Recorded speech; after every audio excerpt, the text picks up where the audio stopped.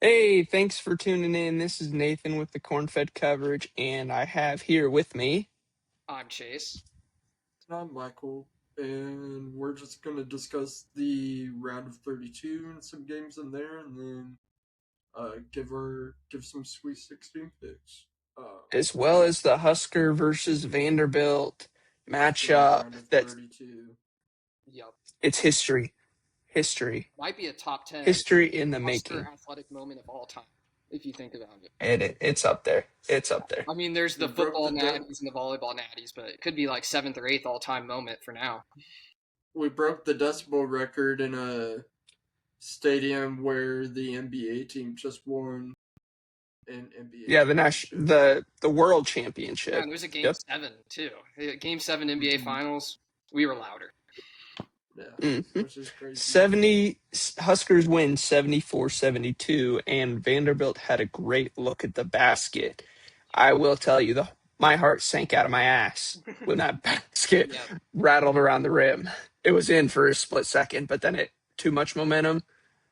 Some say it was the Husker gasp that, that pulled it out.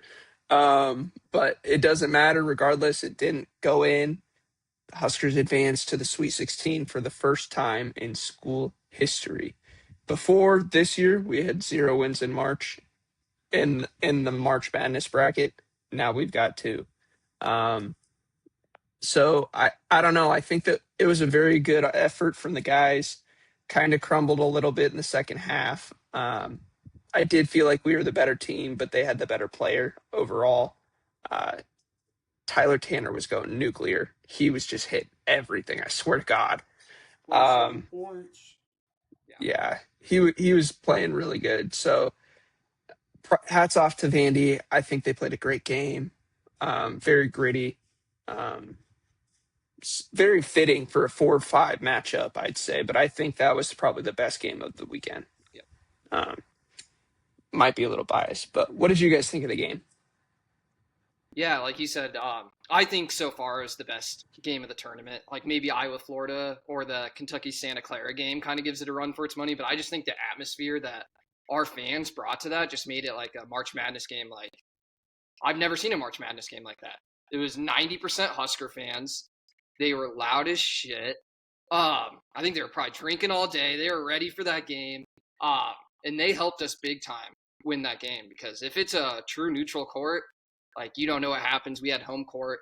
We've been playing good on our home court all year, so it was nice that we could bring that to Oklahoma City. And just a hard fought game, I think, between two good teams. Like we saw, Nebraska kind of got beat by Purdue in the Big Ten championship, or not the Big Ten championship, but Big Ten tournament heading into this. But Vandy went on a run in their SEC tournament, beating Florida, and then playing Arkansas hard in the SEC championship. So we beat a good team.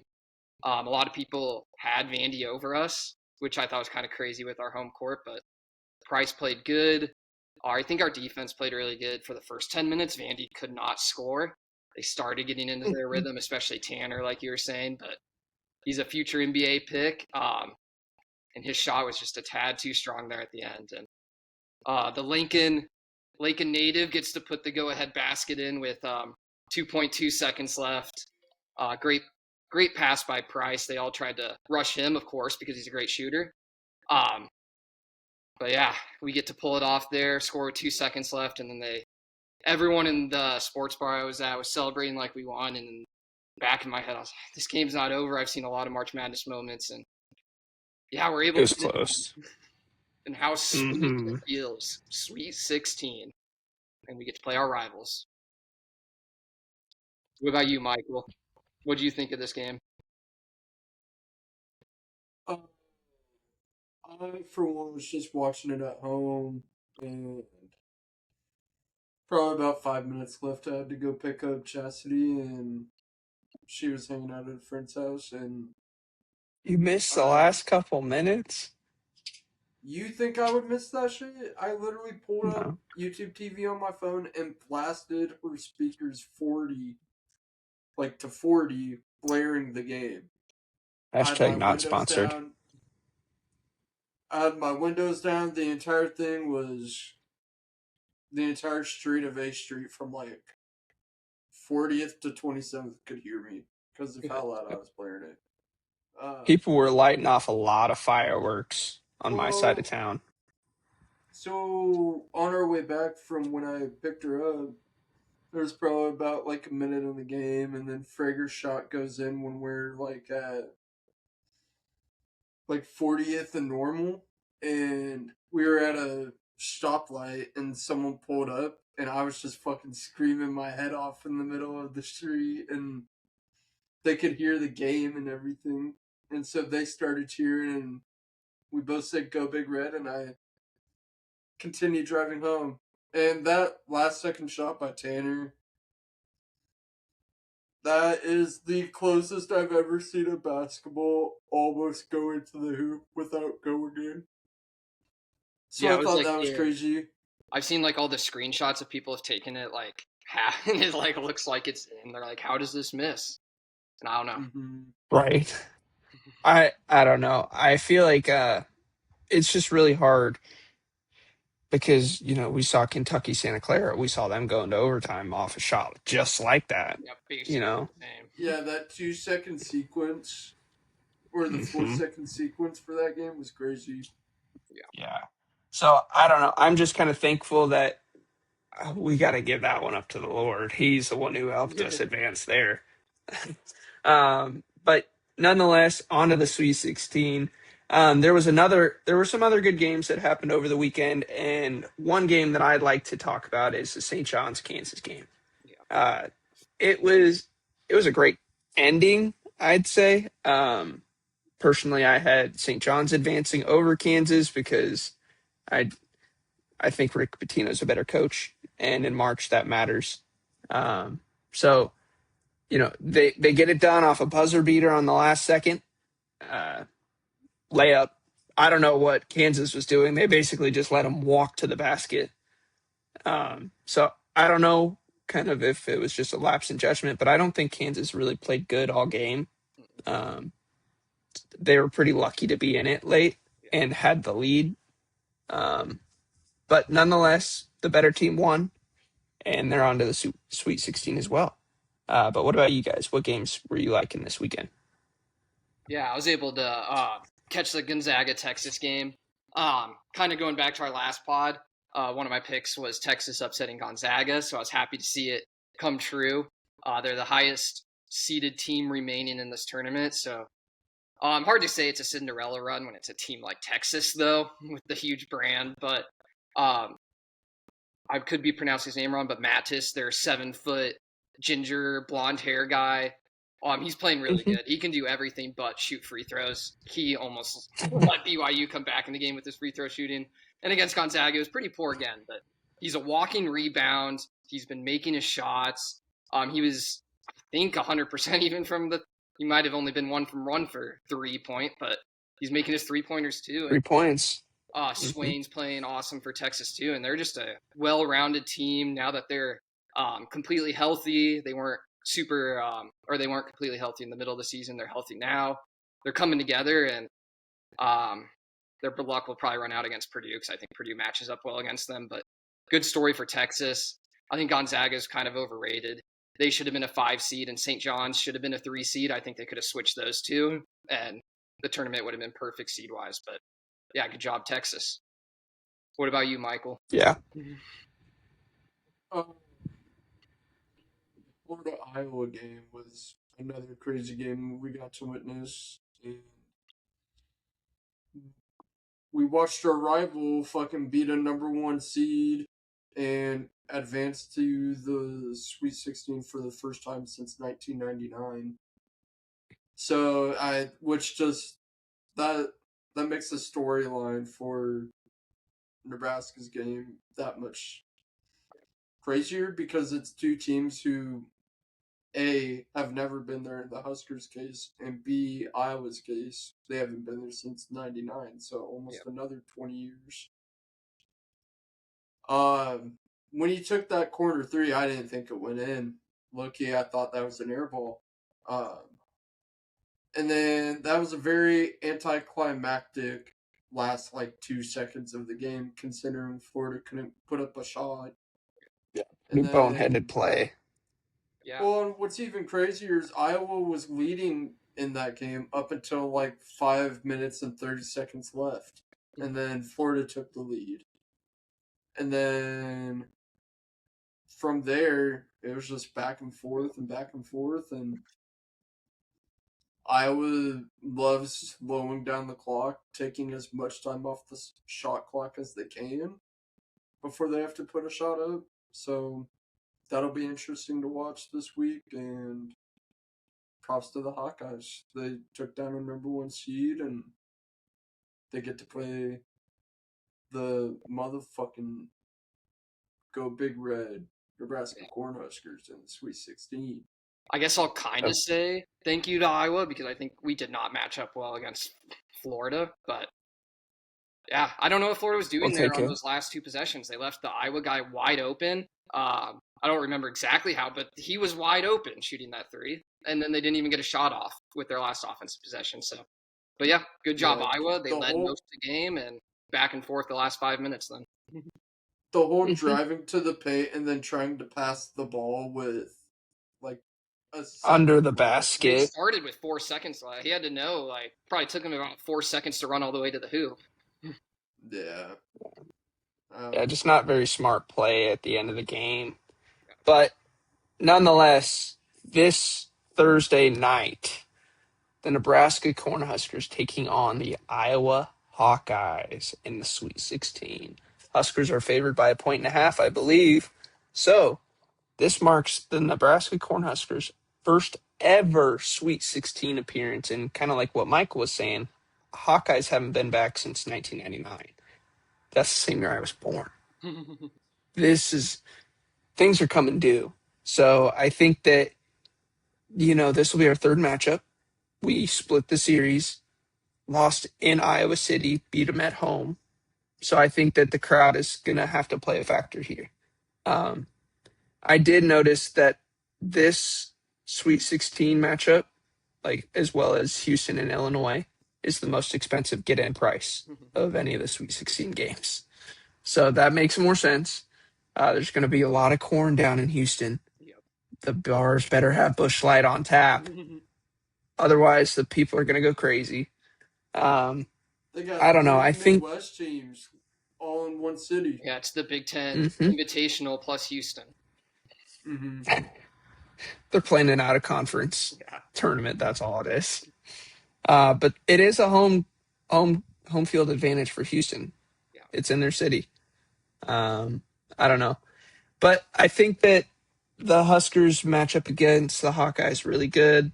The Hawkeyes play very good defense. So do we. I think we are the better team overall. Bennett Sturts is the best player, probably. I think he's a little bit better than Price Stanford.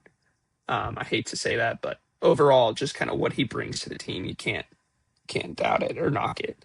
Um, I don't know. I think the line's going to be it's pretty accurate. I think it's going to be a dogfight, super gritty rivalry. Um, if the Huskers win, we go to our first Elite Eight ever. Yeah. And the Hawkeyes, I don't know when the last time they've been to the Elite Eight was. I'm assuming it's longer than 1999. Yeah. Most likely. Unless they made it that year. Yeah. So I don't know. I feel like there's just a lot hanging in the balance here. If the Huskers win, this really could push the program into a new trajectory, as well as kind of get the chip off of our shoulder going forward into the coming years. Um, I don't know. Give me the Huskers winning by 3 over the Hawkeyes here. What do you guys think? Yeah, I agree a lot with you. I think we're kind of two similar teams. We both play really good defense. We both like to pass it around, find the open shooters. So we use a little clock here, which makes sense because I think we have the lowest over under of the weekend. It's like 132 and a half. So they're not expecting very many points in this game. The first time we played it, Iowa won 57-52. So we were only in the 50s. The second time, it was a little bit higher scoring, but it went into overtime when Nebraska won.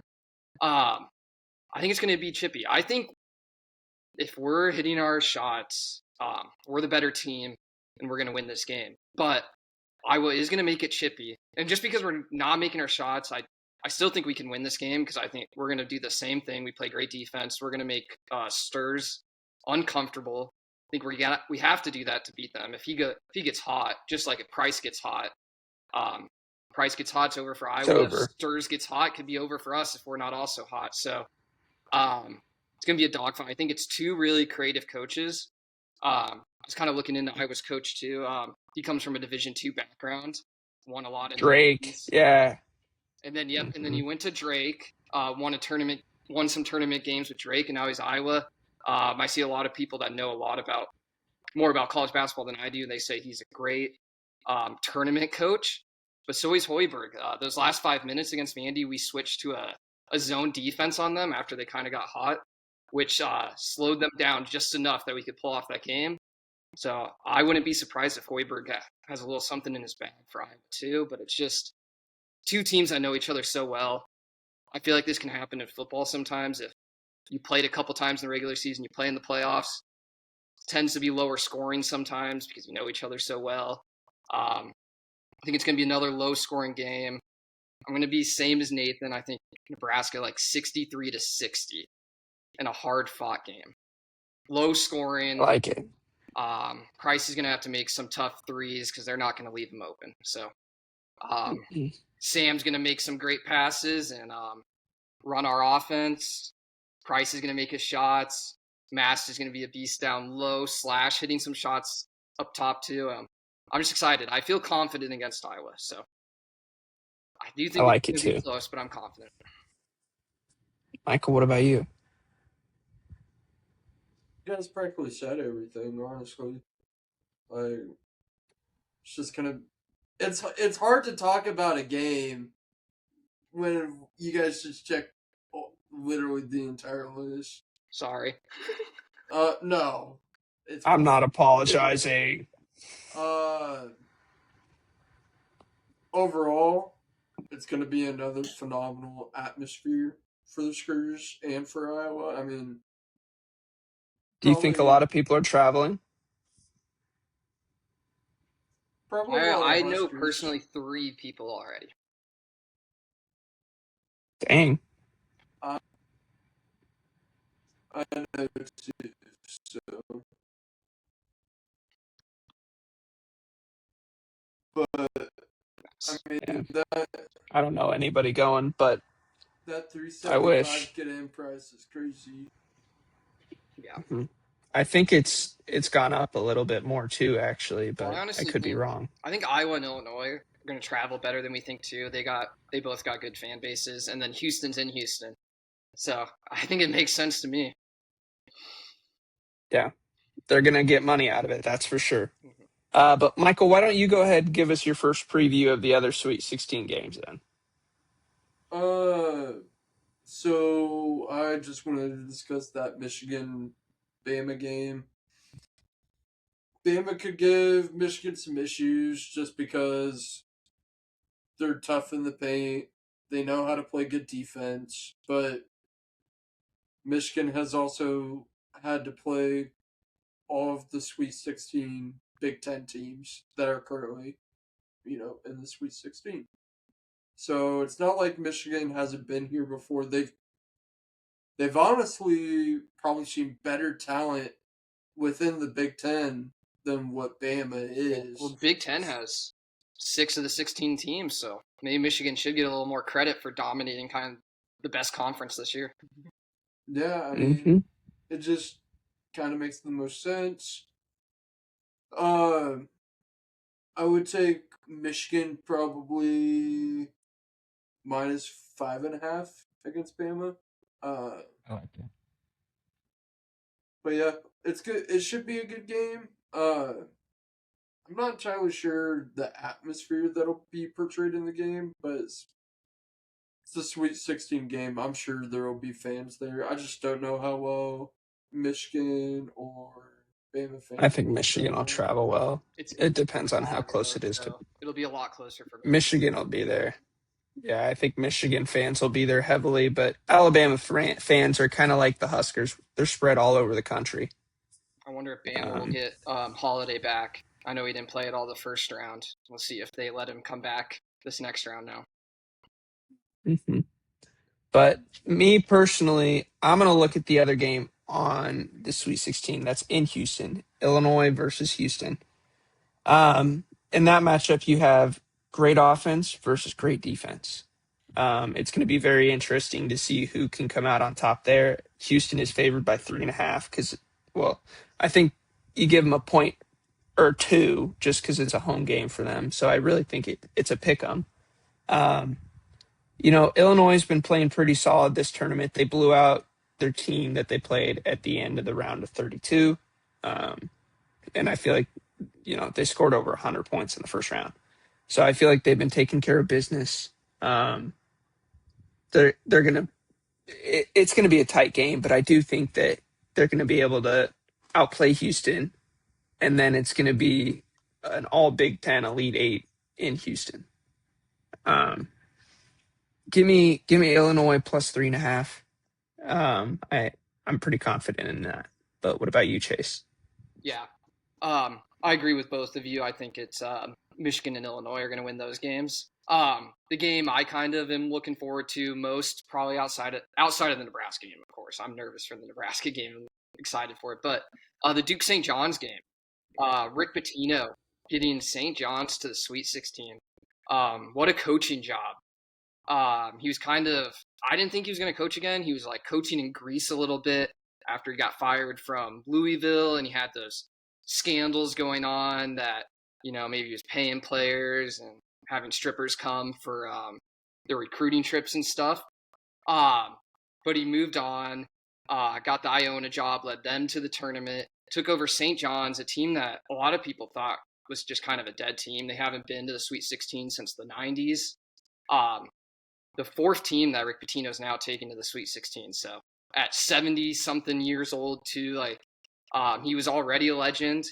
And if he can get St. John's to the Final Four, legendary stuff. And I think they do have a chance against Duke. They have the Defensive Player of the Year. They kind of play this press court defense, which I think helps them get up to all these big leads. They got up to a huge lead against Kansas. I think against Northern Iowa, they were up 20-3 and the game was over right away. Kansas was able to kind of get back into it, which does scare me against Duke, but I think they're going to put enough game pressure on Duke where they get up big. Duke's going to fight back, and it's going to come down to the end. And I don't know. I'm just going to hope that the National Defense Player of the Year, one of the best coaches, can kind of just make Boozer uncomfortable. And I think they do have what it takes. So it's kind of a little upset pick as of now. But yeah, give me the Johnny. And I'll just quickly say who I think is going to win every game for you guys. I think Nebraska, Purdue, Zona, Illinois, St. John's, Michigan, UConn, and Iowa State. Not confident. I like everything there except for Michigan State's going to be UConn. I think the Big Ten's going to make a statement this weekend. There's still a possibility of an all Big Ten Final Four, which would be something. Yeah, it would. Just That'd be awesome. The Big Ten tourney all over again. Yeah.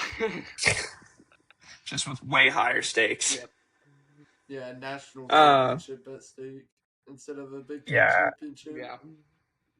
I think there's a lot of skewed lines for this weekend. There's only 2 games that are under 2 points as of right now. So I think there should be some good basketball played Thursday and Friday, and then that'll open us up for more good basketball to come. I think Zona is favored quite a bit over Arkansas. It wouldn't not surprise me if Arkansas competes with them. I think Arizona is going to win the game, but Arkansas. I think it's 7.5. Yeah. I think Arkansas can. I like Acuff. Yeah. Yeah, Acuff's a dog.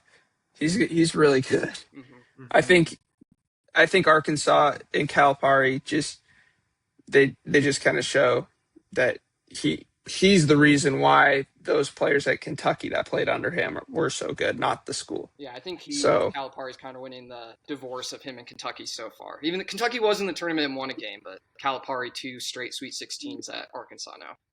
Yeah, and better recruiting as well. Yeah. So I think that it'll be a great weekend for college basketball. Was there anything else you guys wanted to talk about before we wrap up? Spring game this weekend for Husker football. So Go Big Red. We'll see if we see any clips or just kind of get any insight. I'm not sure if the game's on TV or not. I don't know if either of you know. They'll probably have it being aired. And I think it's an actual game this year, so. Yep, they went back to that format. Kind of getting overshadowed to the Sweet 16 and stuff, and then if we win Thursday, we'll play our Elite Eight game on Saturday, so it'll be the same We day. can also mention Nebraska baseball just got ranked number 24. Oh, yep, as I saw I that. did see that. And Nebraska wrestling finished third at the NCAA tournament. Oh, nice. And Nebraska softball gets to play number 1 UCLA this week as well, and they're also on they're on a 11 game win streak now. Oh yeah, Nebraska's that's awesome. sports. Husker athletics. Yeah, Husker athletics as a whole, kind of an upward trend. And then Husker gymnastics made the March Madness bracket for NCAA gymnastics, so that was also cool. That's great. No news awesome. about football, all right. So they're just flying under the radar currently, which honestly, that's okay. That's how they should be. I thought I heard a rumor that that's what Matt Rule wants this year. That he thought everything was a little too loud off season, and he wants to get back to a quieter off season and just hit the head running. Then when just work. Mm-hmm. Yep. I love it. Boys are getting prepped. Well, thanks for tuning in to this week's episode. Feel free to comment who you think's going to win between Nebraska and Iowa Thursday night, as well as who you've got in the Final Four for March Madness this year. Thanks for watching. Feel free to like, comment, and share the video. Subscribe if you haven't. But I'm Nathan, and I'm Chase. And I'm Michael, and this is the Cornfed Coverage. Thanks for tuning in. Have a good night. Have a good night. Go Big Red. GBR. GBR. Take it easy.